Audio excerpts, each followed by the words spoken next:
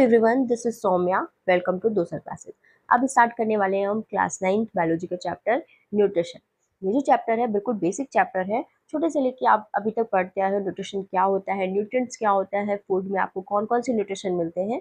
तो अभी जानोगे आप इस चैप्टर में न्यूट्रिशन के बारे में क्या क्या है।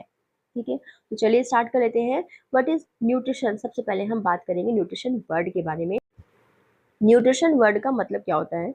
न्यूट्रिशन एक तरह की प्रोसेस है जिसके थ्रू हमारी बॉडी जो फूड इनटेक करती है उसका यूज़ करके हमारी बॉडी की ग्रोथ करती है, हमारी बॉडी में रिक्वायर्ड एनर्जी निकालती है और उसी से हमारी बॉडी को वो हेल्दी रखती है।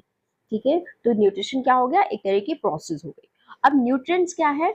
तो फूड वी ईट, जो भी फूड हम खाते हैं उसमें present nutrients like carbohydrate, protein, fat और वाइटमिन्स, ये सारे केमिकल सब्सटेंस ही न्यूट्रिएंट्स कहलाते हैं जो हम फूड के थ्रू इनटेक करते हैं। ठीक है, इसके साथ मिनरल्स भी आ जाते हैं। ठीक, अब ये न्यूट्रिएंट्स हमारी बॉडी के अंदर जाके क्या करते हैं? हमारी बॉडी की ग्रोथ करते हैं, हमारी बॉडी को हेल्दी रखते हैं, हमें वो एनर्जी प्रोवाइड करते हैं जो हमें डेली लाइफ के लिए जरूरी होती है। ठीक है, तो हम समझ गए न्यूट्रिशन क्या होता है, न्यूट्रिएंट्स क्या होते हैं।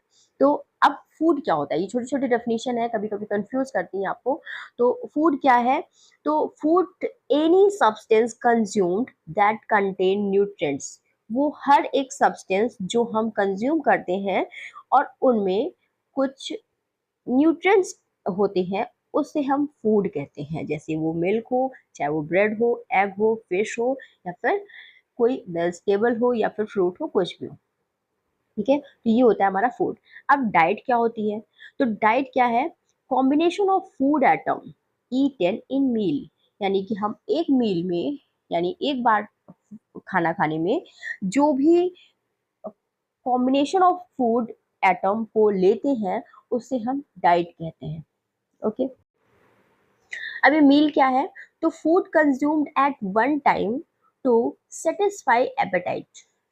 मीन्स हमारी एक बार हमको भूख लगी, उस टाइम पे जितना भी फूड हमने कंज्यूम किया है उस पूरे फूड को हम बोलते हैं वन मील। ठीक है, तो एपेटाइट का मतलब क्या होता है? एपेटाइट, एपेटाइट मतलब भूख।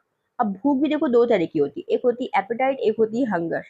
ठीक है, एपेटाइट का मतलब होता है डिजायर, कुछ खाने की इच्छा करना। अब हम खाने के बाद या फिर कभी ऐसी कुछ खाने का मन हो रहा है हमारा, तो उसको बोलेंगे हम डिजायर एट या एपेटाइट बोलेंगे। ठीक है, अब हंगर का मतलब क्या होता है? तो usually sensation due to lack of food, यानी कि हमने बहुत टाइम से कुछ नहीं खाया है, मान लो 3-4 घंटे हो गए हमने कुछ भी नहीं खाया है, तो हमें अजीब से सेंसेशन फील होगी हमारी बॉडी में कि हमें कुछ खाना चाहिए, हमें बिल्कुल पेट खाली खाली सा लग रहा है, वो होती है हंगर। ठीक है, इस भूख को बोलेंगे हम हंगर। तो दो तरह के वर्ड होते हैं, कभी कुछ खाने का मन करना, डिजायर होना, इसका मतलब एपेटाइट, और हंगर मतलब हमें सेंसेशन फील होना, हमारी बॉडी जवाब दे जाना कि हमें कुछ खाना चाहिए। ठीक है, तो हम ये समझ गए। अब हम आते हैं नीड ऑफ न्यूट्रिशन। हमारे न्यूट्रिशन की नीड्स क्यों होती है? हम बार बार कह रहे हैं कि न्यूट्रिशन हमें लेना चाहिए, लेना चाहिए, तो उसकी नीड हमें क्यों है? तो हमारी बॉडी की ग्रोथ के लिए, हमारी बॉडी अच्छे से ग्रोथ कर सके, हमारी सेल्स बार बार ओवर ग्रोथ कर सके, डिवाइड कर सके बार बार, उसके लिए होती है। ठीक है, इसी से हमारी हाइट बढ़ेगी, इसी से हमारी हेल्थ बनेगी, इसी से हम हेल्दी रहेंगे। रिपेयरिंग का काम भी करता है फूड न्यूट्रिशन।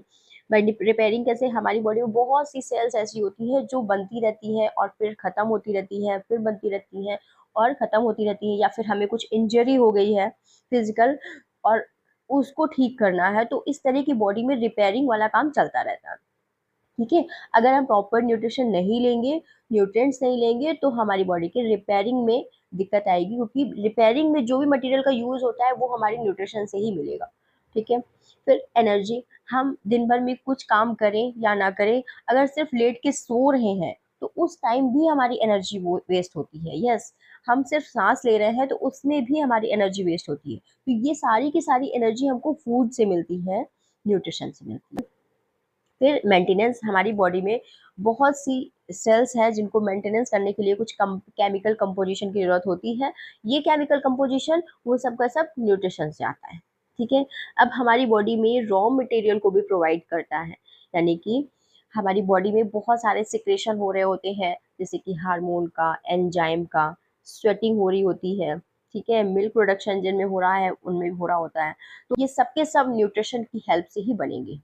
फिर प्रोटेक्शन, हमारी बॉडी जब हम प्रॉपर न्यूट्रिएंट्स को लेंगे तो हमारी बॉडी हेल्दी बनी रहेगी, जिससे बाहर से आने वाला कोई भी इन्फेक्शन हमको कुछ नुकसान नहीं पहुंचा सकता। हमारे अंदर होने वाली कोई भी डिजीज होगी, हमारा इम्यून सिस्टम हेल्दी रहेगा तो उससे फाइट कर सकेगा। और इम्यून सिस्टम तभी हेल्दी रहेगा जब हमें प्रॉपर न्यूट्रिशन या न्यूट्रिएंट्स मिलेंगे। ओके, तो हम ये समझ गया।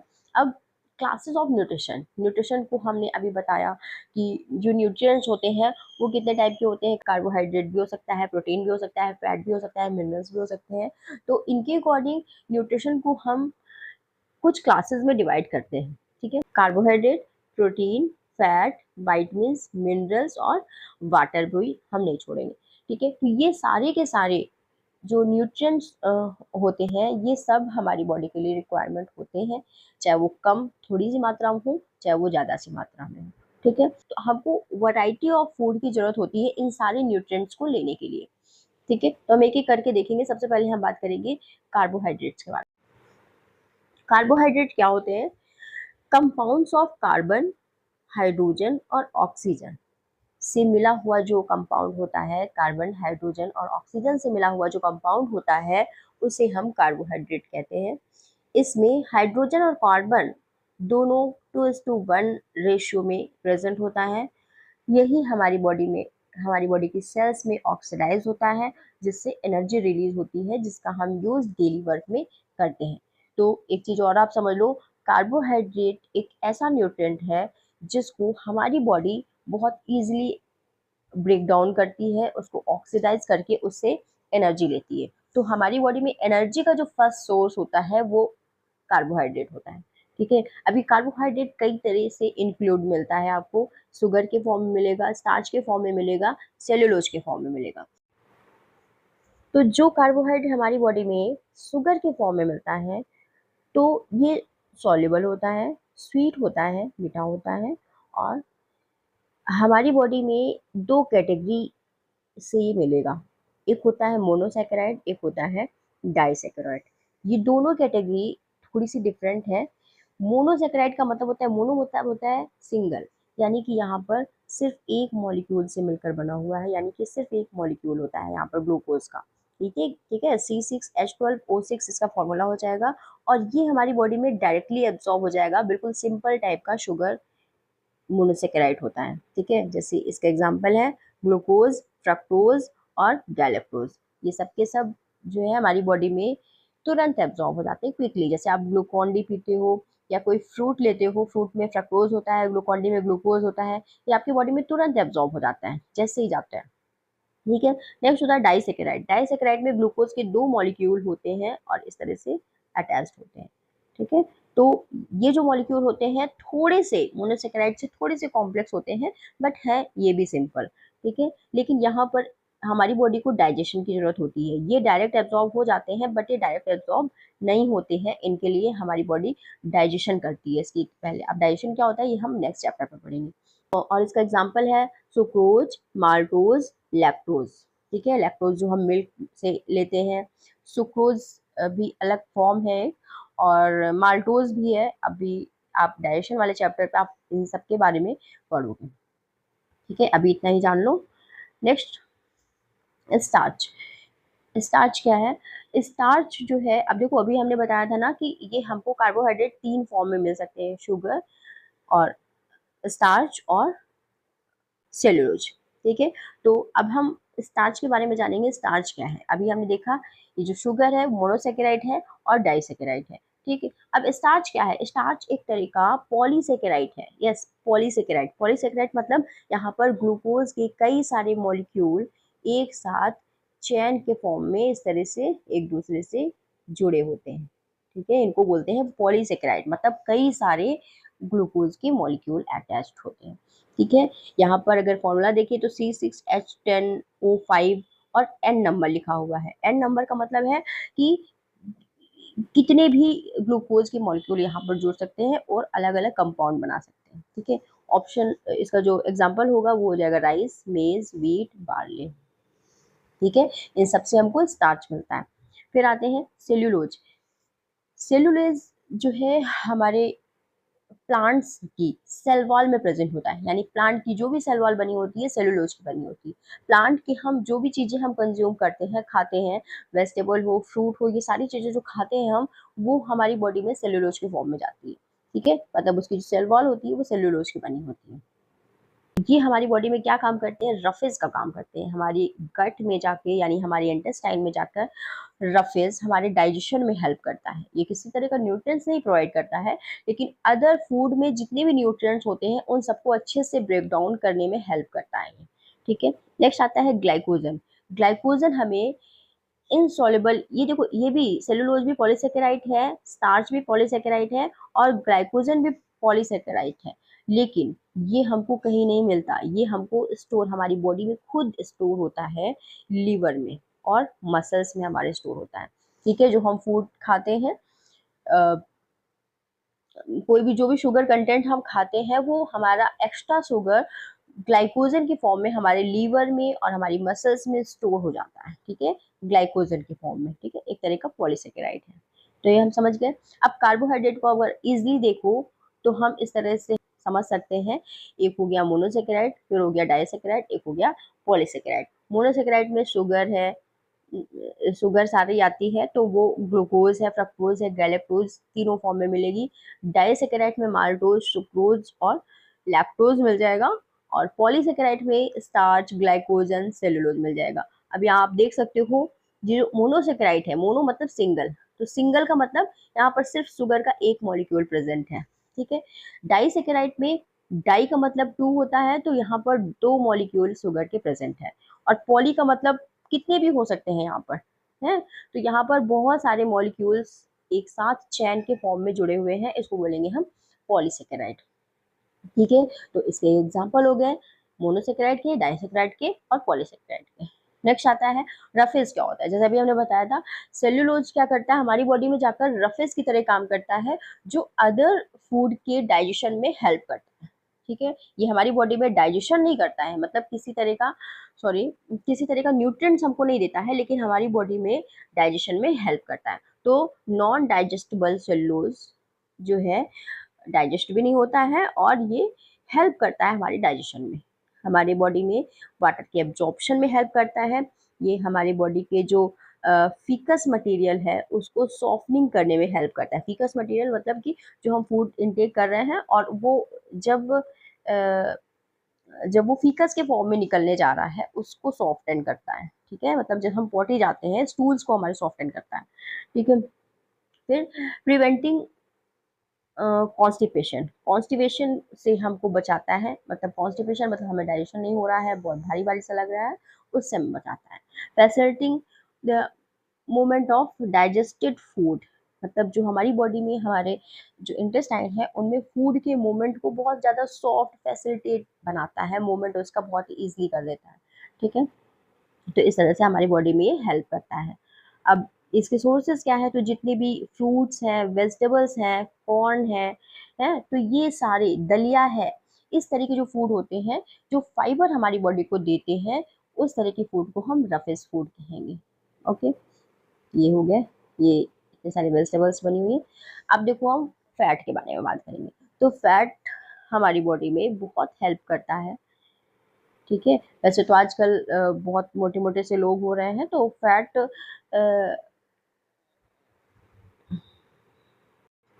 अब फैट जो है ये भी कार्बन, हाइड्रोजन और ऑक्सीजन तीनों से मिलकर बना हुआ कंपाउंड होता है।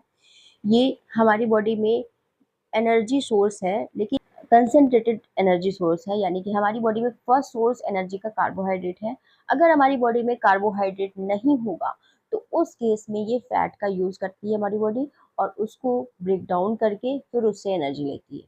ठीक है, लेकिन फर्स्ट सोर्स अगर हमारी बॉडी में कार्बोहाइड्रेट प्रेजेंट है तो वो उसी का यूज करेगी एनर्जी के लिए। ठीक है, लेकिन अगर हमने कार्बोहाइड्रेट नहीं इनटेक किया है तो फैट हमारी बॉडी से ब्रेक डाउन होगा और वो फिर एनर्जी के फॉर्म में यूज होने लगेगा। ठीक है, जैसे आप देखते हो जैसे बहुत मोटे मोटे लोग होते हैं, तो वो क्या करते हैं, वो खाना छोड़ते हैं, काफी टाइम तक डाइटिंग करते हैं, एक्सरसाइज करते हैं, तो क्या होता है, डाइटिंग छोड़ रहे हैं यानी कार्बोहाइड्रेट वो इनटेक कम कर रहे हैं। ठीक है, अब उसका इंटेक उन्होंने कम कर दिया, तो उनकी बॉडी में जो फैट प्रेजेंट है वो उनकी बॉडी का फैट क्या होगा, ब्रेक डाउन होगा और वो एनर्जी देने लगेगा। अब एनर्जी भी इनको ज़्यादा रिक्वायर्ड हो रही है क्योंकि ये एक्सरसाइज भी कर रहे हैं, ठीक है, तो इस केस में इनका फैट लूज होता है, ठीक है, तो ये होता है फंडा उसका। अब फंक्शन ऑफ फैट, फैट के क्या फंक्शन होते हैं हमारी बॉडी में, बहुत फंक्शन होते हैं। हमें एनर्जी प्रोवाइड करता है सबसे पहले तो, और फूड स्टोरेज का काम करता है, फूड को हमारे स्टोर करता है। अगर हम लॉन्ग टाइम तक अगर फूड ना इनटेक करें, तो अगर हमारी बॉडी में फैट ज़्यादा प्रेजेंट है तो हमें हमारे फूड को अच्छे से स्टोर कर ही रहा है, मतलब हमें एनर्जी देता रहेगा। कुछ वाइटामिन ऐसे होते हैं जो फैट सॉल्युबल होते हैं। अगर हमारी बॉडी में फैट नहीं है, हम फैट नहीं ले रहे हैं, तो वो वाइटामिन हमारी बॉडी में सॉल्युबल नहीं हो पाते हैं, ठीक है। हमारी बॉडी से हीट लॉस करने को प्रिवेंट करता है, ठीक है। जैसे कि हमारी बॉडी में जिससे जो बहुत मोटे मोटे लोग होते हैं ना, उनको ठंडियों में कम ठंडी लगती है, जिससे क्या होता है, कुशन बना रहता है उनकी बॉडी में, और एक हीट की लेयर सी बनी होती है जिससे उनको ठंड कम लगती है, मतलब हीट लॉस से प्रिवेंट होते हैं वो। कॉमन सोर्स क्या है फूड का, तो फूड का कॉमन सोर्स क्रीम है, बटर है, घी है, वेजिटेबल ऑयल्स हैं, फैट है, मील्स है, फिशेस है, लिवर ऑयल है, तो ये सारे के सारे फैट के अच्छे सोर्सेस हैं। नेक्स्ट आता है प्रोटीन। अब देखो, हमने पहले बताया आपको, सबसे फर्स्ट यूज होता है एनर्जी कंज्यूम करने में कार्बोहाइड्रेट, नेक्स्ट यूज होता है फैट, और फिर लास्ट में नंबर आता है प्रोटीन का, ठीक है। कैसे नंबर आता है अभी हम देखेंगे, ठीक है। अब पहले समझते हैं पहले प्रोटीन होता क्या है। तो प्रोटीन एक केमिकल मॉलिक्यूल कंपाउंड है। इसमें ये भी carbon, hydrogen, oxygen plus nitrogen, sulphur और फास्फोरस से मिलकर बना होता है। इतने सारे मटेरियल इसमें मिक्स होते हैं कंपाउंड बनने में, ठीक है। और ये काम क्या करता है हमारी बॉडी में, बिल्डिंग ब्लॉक का काम करता है। देखो, हमारी जो बॉडी है पूरी सेल से मिलकर बनी होती है, ठीक है, और हर एक सेल को बनाने में प्रोटीन रिक्वायरमेंट होती है, ठीक है। प्रोटीन के बिना कोई भी सेल नहीं बन पाएगी अच्छे से, ठीक है। तो हमारी बॉडी का ये क्या हो गया, बिल्डिंग ब्लॉक हो गया। बिल्डिंग ब्लॉक कौन है, हमारी बॉडी में सेल है, और सेल को बनाने का काम कौन कर रहा है, प्रोटीन कर रही है। प्रोटीन की स्मॉलर यूनिट होती है एमिनो एसिड, जो हमारी बॉडी में हर एक सेल में प्रेजेंट है, ठीक है। और इसका जो डाइटरी सोर्स है, फिश है, एग है, मिल्क है, चीज है, नट्स है, पल्सेस हैं, बीन्स है, ये सारे के सारे सोर्सेज हमारे प्रोटीन, अच्छा प्रोटीन देते हैं, ठीक है। अब देखो, हमने अभी बताया कि फर्स्ट सोर्स कार्बोहाइड्रेट होता है, सेकेंड सोर्स फैट होता है, और थर्ड प्रोटीन होता है। मान लो एक इंसान है, उसको बहुत टाइम तक फूड ना दिया जाए, ठीक है, तो पहले क्या करेगी, उसकी बॉडी के पास जितना कार्बन कार्बोहाइड्रेट स्टोर होगा, उस सबको पहले वो ले लेगी, उसको ब्रेक डाउन करेगी, एनर्जी उससे निकालेगी और वो यूज करेगी, ठीक है। अब हमारी बॉडी में बिल्कुल भी कार्बोहाइड्रेट नहीं बचा, ठीक, तो क्या होगा, हमारी बॉडी में फैट जहाँ जहाँ स्टोर होगा उसको वो लेगी और उसको ब्रेक डाउन करेगी और उसको कंज्यूम करेगी, उससे एनर्जी लेगी, ठीक है। अब मान लो कोई इंसान मोटा था, फैट पूरा उसका खत्म हो गया, वो दुबला हो गया, ठीक है। अब उसका फैट भी खत्म हो गया, कार्बोहाइड्रेट वो ले नहीं रहा है, तो उसके अलावा क्या बचा, प्रोटीन बचा हमारी बॉडी में। उसकी बॉडी में क्या होगी, सेल्स प्रेजेंट है जिसमें प्रोटीन है। अब वो प्रोटीन को लेगा, प्रोटीन को एक एक सेल को ब्रेक डाउन करेगा, उससे एनर्जी लेगा और फिर उसको यूज करेगा। इसलिए इंसान बहुत दुबला हो जाता है, उसको बहुत टाइम तक खाना ना मिले तो बिल्कुल दुबला हो जाएगा। क्यों, क्योंकि उसकी सेल यूज हो रही है उसकी एनर्जी के लिए, ठीक है। तो प्रोटीन क्या है, पहले तो बॉडी बिल्डिंग यूनिट है, ठीक है, हमारी बॉडी की बिल्डिंग करता है, हमारी बॉडी की ग्रोथ करता है। लेकिन साथ साथ अगर हमारी बॉडी को फूड ना दिया जाए तो लास्ट सोर्स प्रोटीन ही होता है हमारी बॉडी में एनर्जी देने का, ठीक है। तो ये चीज़ आपको पता होना चाहिए। तो प्रोटीन बेटा बहुत ज़रूरी है, आपकी हाइट तभी बढ़ेगी जब आप अच्छे से प्रोटीन लोगे, अच्छे से पूरी डाइट लोगे। नेक्स्ट आता है फंक्शन ऑफ प्रोटीन। प्रोटीन का क्या फंक्शन है, तो अब देखो आप, फंक्शन क्या होता है, ये हमारी बॉडी में ग्रोथ का काम करता है, रिपेयरिंग का काम करता है, यानी कोई भी इंजरी हो गई हो उसको रिपेयरिंग का काम करता है, सेल्स कोई डेड हुई हो तो उसको रिपेयरिंग का काम करता है, खराब हुई हो। और हमारी बॉडी में वो केमिकल मटेरियल्स को प्रोवाइड करता है जो कि हमारी ग्रोथ में इम्पोर्टेंट होता है, ठीक है, जैसे न्यूक्लिक एसिड। फिर एनर्जी सोर्स, एनर्जी सोर्स क्या है हमारी बॉडी का, भी हमने बताया लास्ट एनर्जी सोर्स प्रोटीन ही होता है हमारी बॉडी में। अगर कार्बोहाइड्रेट फैट सब खत्म हो गया है तो प्रोटीन एकमात्र सोर्स बचता है जिससे एनर्जी हमारी बॉडी लेती है। ठीक है, फिर डिफिशियंसी, अगर हमारी बॉडी में प्रोटीन की कमी हो जाए, लैक ऑफ प्रोटीन के केस में क्या हो जाएंगे, दो तरह के डिजीज होते हैं, एक होता है क्वाशरकोर, एक होता है मेरस्मा। दोनों ही काफी कुछ सिमिलर है लेकिन क्या डिफरेंस है अभी हम देखेंगे। ठीक है, तो साइन क्या होते हैं, अगर आपकी बॉडी में प्रोटीन की कमी हो जाएगी तो क्या साइन होंगे, कैसे आपको समझ में आएगा प्रोटीन की कमी हो रही है। तो आपकी जो बोन है उसमें फ्रैक्चर जल्दी होने लगेगा, ठीक है, पेन होगा, और हंगर, क्रोनिक हंगर होगा, मतलब आपको बार बार भूख लगेगी, और लो एनर्जी की वजह से वीकनेस हो जाएगी, और बार बार आपको पेन होगा, फटीग उठेगा, दर्द होगा, बॉडी पेन होगा। ठीक है, तो इस तरह के सिम्टम अगर आने लगे तो यानी कि प्रोटीन आपके पास कम है।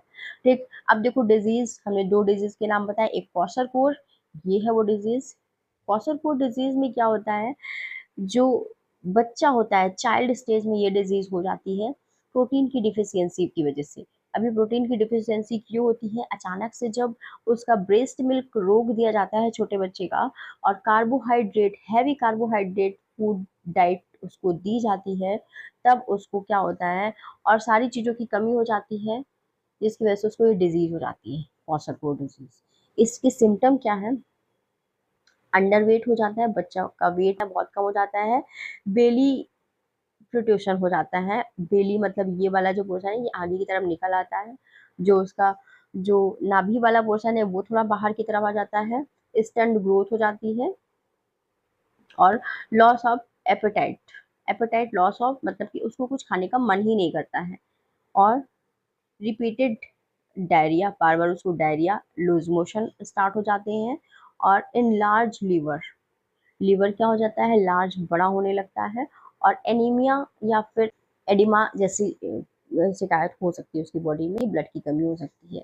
अब इस डिजीज को कैसे ट्रीट किया जाए, तो एकमात्र उपाय है इसका, प्रोटीन और कार्बोहाइड्रेट रिच डाइट उस बच्चे को दी जाए तो ये सिम्टम खत्म होने लगे धीरे धीरे, और वो डिजीज खत्म हो जाएगी। ठीक, नेक्स्ट आता है मेरस्मम डिजीज, ये भी लगभग उसी वजह से होती है लेकिन थोड़ी सी डिफरेंट है। कैसे डिफरेंट है, तो मेरस्मम डिजीज क्यों होती है, जब इन्फेंटल स्टेज में बिलो 1 ईयर एज के बच्चे में उनको कार्बोहाइड्रेट फैट प्रोटीन तीनों की डिफिशियंसी हो जाती है, मतलब तीनों ही चीज़ें उसकी बॉडी में कम होने लगती है। और ऐसा क्यों होता है, सडन स्टॉप कर दिया जाता है उनका फीड, ब्रेस्ट फीड, और उनको डाइट पर दे दिया जाता है, और वो डाइट कैसी होती है, पुअर होती है। ठीक है, उससे उसको प्रोटीन कार्बोहाइड्रेट और फैट उसको नहीं मिल पाता है, जिसकी वजह से मेरस्मम डिजीज हो जाती है। और इसके सिम्टम क्या क्या है वो आप देखो, वेट लॉस होता है, लगभग आपको काफी सारे सिम्टम आपको क्वाशरकोर जैसे दिखेंगे लेकिन सारे सिम्टम नहीं दिखेंगे, उसमें क्या डिफरेंस है अभी हम देखेंगे। लॉस, वेटों का लॉस हो जाएगा, और यहाँ पर जो मसल्स है, स्किन है, बोन है, वो leading to very weak body, मतलब जो हमारी बॉडी की जो बोन्स है उससे चिपकी हुई स्किन दिखाई देगी, बिल्कुल दुबला पतला इंसान दिखेगा अभी आप जैसे देखें, और लूजली फोल्डेड स्किन दिखाई देगी, स्किन जो है फोल्डेड हो जाएगी, बिल्कुल लूज हो जाएगी, और थिनिंग लिम्स, जो हमारे फेस है और लिम्स है मतलब हाथ पैर है बहुत पतले हो जाएंगे, और फिजिकल और मेंटल ग्रोथ पर इफेक्ट आएगा है, और रिब्स प्रोमिनेंट हो जाएंगे, मतलब बाहर की तरफ दिखाई देने लगेंगे, प्रोमिनेंट। कंट्रोल कैसे किया जा सकता है, तो कार्बोहाइड्रेट प्रोटीन रिच फूड उसको दिया जाए तो मेरस्मम कंट्रोल किया जा सकता है, उसके सिम्टम को कंट्रोल किया जा सकता है। अब देखो हम डिफरेंस बताते हैं, क्वाशरकोर और मेरस्मम में क्या डिफरेंस है। तो सबसे पहला डिफरेंस है, यहाँ पर जो क्वाशरकोर डिजीज होती है 1 to 5 ईयर ओल्ड एज में चिल्ड्रन को होती है, और यहाँ पर 1 ईयर ओल्ड एज में चिल्ड्रन को हो जाती है मेरस्मम डिजीज, 1 ईयर इन्फेंटी में भी हो जाती है। फिर cause by deficiency of protein, diet में प्रोटीन की कमी होने की वजह से होती है यहाँ पर स्पेशली, और यहाँ पर कार्बोहाइड्रेट प्रोटीन फैट सबकी कमी होने की वजह से होती है मेरस्मम डिजीज। ठीक है, यहाँ पर जो कैरेक्टराइज्ड जो ऑडेमा ऑफ द लेग और फेस, ओडेमा क्या है? ओडेमा का मतलब होता है कि हमारी बॉडी के जो टिश्यूज होते हैं उनमें वाटर फिल हो जाता है, जिसकी वजह से एक स्वेलिंग जैसा स्ट्रक्चर, पूरी बॉडी स्वेल स्वेल सी लगती है। तो ऐसा कुछ फेस और फेस लेग्स वगैरह दिखाई देते हैं क्वाशरकोर डिजीज में। जबकि यहाँ पर ओडेमा वाली प्रॉब्लम नहीं आती मेरस्मम में। स्किन बिल्कुल लूज हो जाती है, दुबला पतला इंसान दिखने लगता है, ठीक है। बल्कि क्वाशरकोर में पैरों में, हाथों में, फेस में सूजन सी आ जाती है, ओडेमा हो जाता है। फिर यहाँ पर स्किन डार्क हो जाती है और स्केली हो जाती है। स्किन जो है स्केली, बिल्कुल रफ सी दिखने लगती है और डार्क कलर की हो जाती है। बल्कि यहाँ पर स्किन में कोई डार्कनेस नहीं होती, ठीक है। यहाँ पर मसल्स जो है डिजेनरेट होने लगती हैं। डिजेनरेट मतलब मसल्स उतना अच्छे से वर्क नहीं करती हैं, ठीक है। और यहाँ पर मसल्स जो है बहुत ज़्यादा वीक महसूस करती हैं और बहुत कमजोरी सी फील होती है मसल्स में, ठीक है। तो ये डिफरेंस है क्वाशरकोर और मेरस्मम डिजीज में। अब आते हैं हम मिनरल्स की तरफ। मिनरल्स क्या है, हम क्या क्या समझ सके? कार्बोहाइड्रेट पढ़ चुके, फैट पढ़ चुके, प्रोटीन पढ़ चुके, और अब देखेंगे हम मिनरल साल्ट क्या होता है। इसके बाद हम देखेंगे वाटर क्या होता है, ठीक है। वाटर कैसे हमारी बॉडी के लिए रिक्वायर्ड है। मिनरल्स और साल्ट दोनों ही हमारी बॉडी में बहुत स्मॉल क्वांटिटी में जरूरत होते हैं और बहुत सारे हमारी बॉडी के फंक्शंस को ये लेड करते हैं, ठीक है। कैल्शियम सबसे पहले मिनरल, कैल्शियम और फास्फोरस के बारे में देखेंगे। इसके बाद अदर हम आयरन वगैरह के बारे में देखेंगे। तो सबसे पहला है कैल्शियम। तो कैल्शियम और फास्फोरस दोनों ही मिलकर हमारी बॉडी में क्या करता है? बोन्स को बिल्ड करता है, स्ट्रॉन्ग बनाता है, हमारे टीथ को स्ट्रॉन्ग बनाता है, ठीक है। दोनों ही मिलकर, कैल्शियम और फास्फोरस। नेक्स्ट, मसल्स को और नर्व फंक्शन को ये हेल्प करता है। ब्लड की क्लॉटिंग में फास्फोरस और कैल्शियम दोनों ही हेल्प करते हैं। और एनर्जी, एनर्जी प्रोडक्शन एटीपी के फॉर्म में एनर्जी का प्रोडक्शन जो होता है उसमें भी ये हेल्प करता है, ठीक है। डीएनए और आरएनए के फॉर्मेशन में भी फास्फोरस हेल्प करता है। तो सोर्सेज क्या है इसके? मिल्क है, मीट है, एग है, फिश है, पल्सेस है, वेजिटेबल्स हैं। बहुत सारे सोर्सेज होते हैं कैल्शियम और फास्फोरस के, ठीक है। तो अभी आप ये समझ गए। अब आयरन, आयरन क्या है? आयरन जो है हमारी बॉडी में,